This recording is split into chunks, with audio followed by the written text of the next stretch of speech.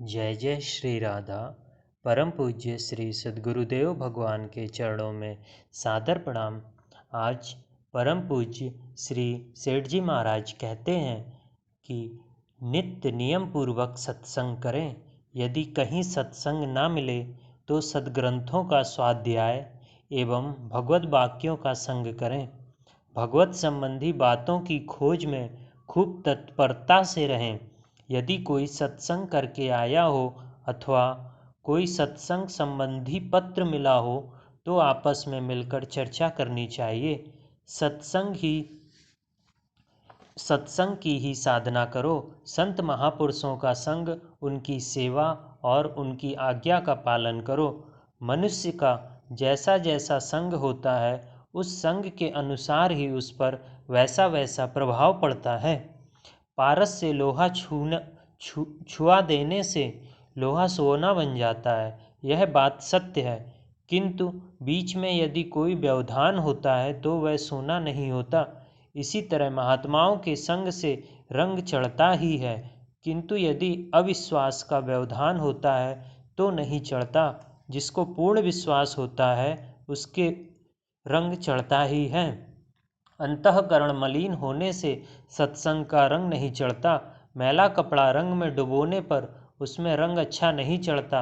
साफ होता है तो रंग अच्छा चढ़ता है।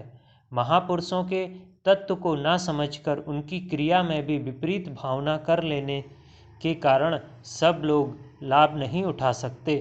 सत्संग ना होने से विषयों का संग तो स्वाभाविक होता ही है, उससे मनुष्य का पतन हो जाता है और सत्संग से प्रत्यक्ष परम लाभ होता है।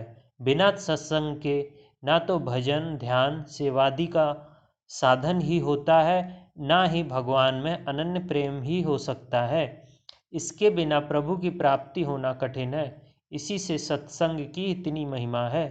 श्रद्धा पूर्वक किया हुआ महापुरुषों का संग भजन और ध्यान से भी बढ़कर है। इसलिए सनकादिक महर्षिगण ध्यान को छोड़कर भगवान के गुणानुवाद सुना करते थे।